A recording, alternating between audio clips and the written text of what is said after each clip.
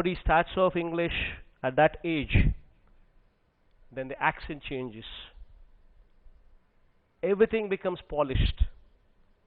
If you were to take a dive at a later stage of your life, then the accent also doesn't change. For children to be polished, for children to be better equipped, we're trying to do everything what needs to be done. Now, this is as far as education up to 12th is concerned.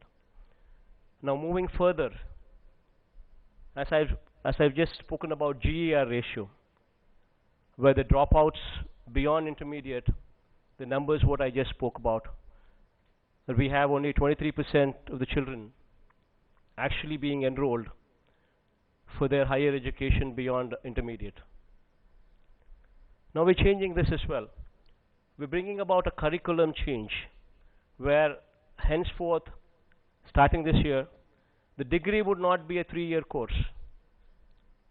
It would be a 4-year course which would say degree honors, BCom honors. Engineering would not be 4-year course, but engineering would be a 5-year course which would say BTech honors, where 1 year would be internship, mandatory internship, apprenticeship. We're making sure that the entire curriculum becomes job-oriented curriculum. Because currently there is a mismatch. What you study, what you come out of the college, and what is expected of you in job. So we're making sure that this curriculum becomes more job-oriented. So that curriculum change we're bringing about. And other than that, we're making sure that these GER numbers change.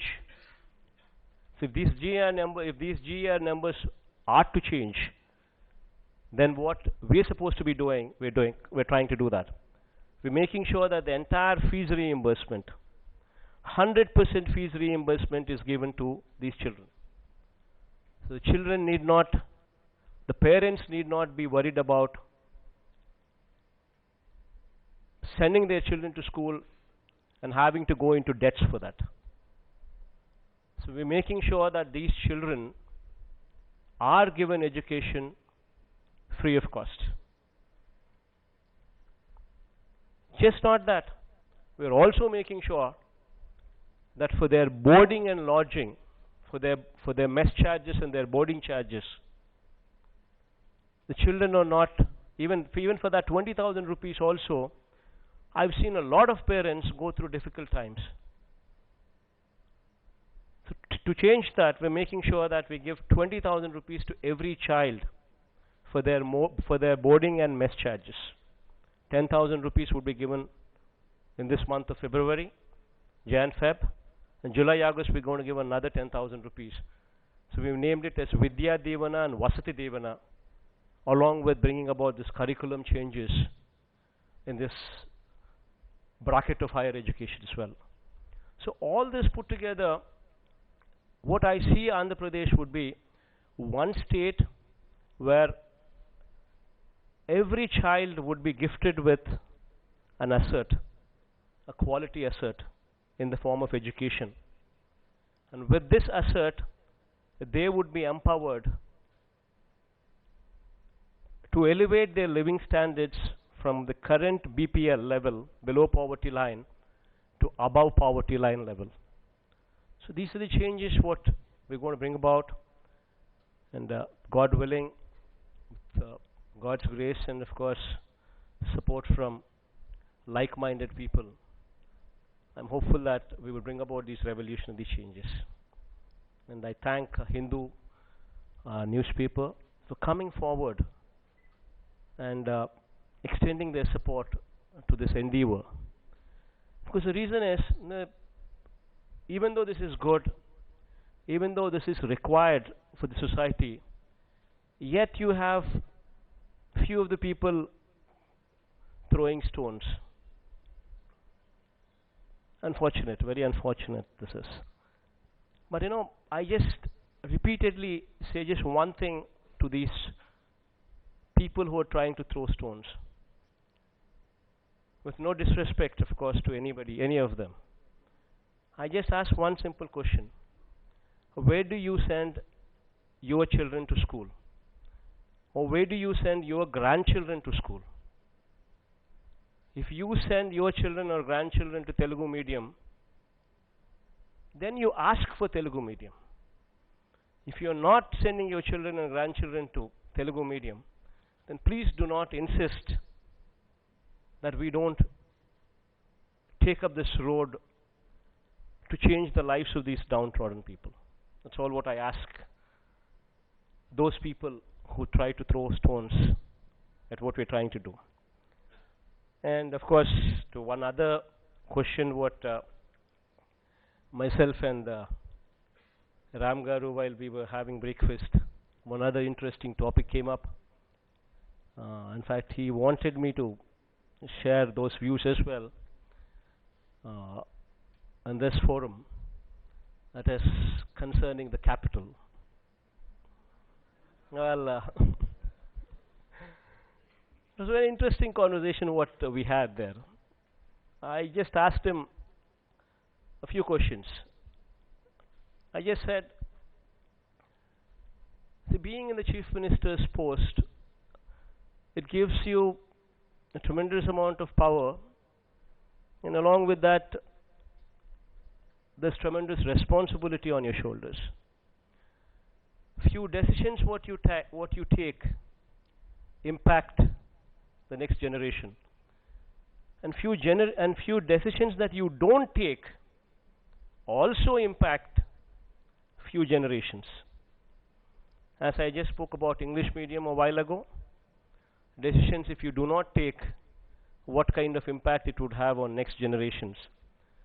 Similarly, this decision to have 3 capitals, if you do not take, will also have an impact on the next generation. Because the fact is, the current capital, Amaravati, which is spoken about, it is neither in Vijayawada, neither in Guntur. It is 30-40 kilometers away from Vijayawada or Guntur. It is in a virgin land, away from Vijayawada, 30-40 kilometers, away from Guntur, 30-40 kilometers, in a virgin land. And in fact, if you were to make a visit there, you would probably not even have a 2-lane road there. You would have to go through a single-lane road. Okay, leaving aside the factor that why he chose that land there, because the fact is what everybody in the state are fully aware, that he and his cronies have bought huge chunks of land after he became the Chief Minister and before the announcement of the capital, before these villages came into public domain. After he became the Chief Minister, he and his cronies have bought huge chunks of land here, and then the capital was announced there. Okay, leaving aside that factor, because this happens to be a virgin land, 53,000 acres of land, what was land pooled according to him. Because this is a virgin land with no infrastructure there practically, just to provide for basic infrastructure like roads, drains, electricity, water, and storm water drains. Just for these basic infrastructure alone, according to the previous government's reports, it costs 2 crores per acre. So 53,000 acres into 2 crores per acre is 1,09,000 crores according to their own report. Just to provide this basic infrastructure because it's a virgin land. And because this is a virgin land, because it requires for this basic infrastructure 1,09,000 crores, how much did the previous government spend in the past 5 years? Interesting question, an interesting answer. You know how much they spent? 5,677 crores alone. Of course, he left me with the baggage of 2,300 crores, what he conveniently pushed on to me, and he said, you pay. Okay, what any government in those 5 years' time, what any government could afford to spend is that number of 5,000 to 6,000 crores. That is the capability of any government to spend. And you know at what cost that money was spent? 10.32% interest borrowings. What we get from central government is peanuts. 1,500 crores came in. And I don't expect anything beyond that to come in. Maybe at best they'll contribute another 1,000 crores. Beyond that they don't contribute. So everything would have to come with the debt. And this is the interest rate we're paying. And now you tell me, as a father, what would a father do? What would a chief minister do? Today my situation is, I'm sitting down here. There is this Amaravati capital which requires 1,09,000 crores minus 6,000 crores, another 1,03,000 crores to provide for this basic infrastructure, roads, drains, power and water. And now my ability to put in money is around about 6,000 crores, or at best 7,000 crores. Even presuming that the borrowings come. Now, an investment, the amount what is required is more than 1,00,000 crores. And my ability to put in is around about 5,000-6,000 crores. Wouldn't be, I mean, just imagine what it would contribute. It would be like a drop of water in an ocean. It would not even be visible. Whereas Vishakapatnam, Vizag, it's already a #1 city in Andhra Pradesh. It has all the infrastructure already in existence. The roads, the drains, the power, the water, everything. Out of this 1,00,000 crores, even 10% of this amount, if I were to put into Vishakapatnam, Vizag, at least, if not now, if not 5 years, at least in 10 years' time, we would be competing with Hyderabad. We would be competing with Bangalore. We would be competing with Chennai, where children of my state need not go looking for a job to Hyderabad or Bangalore or Chennai, but would have one destination, that is in our own state, our own capital, our own Vizag. Now this is my predicament. What would you do if you were in my shoes? In fact, the decision what we have taken is, we try to make sure that, everybody is happy.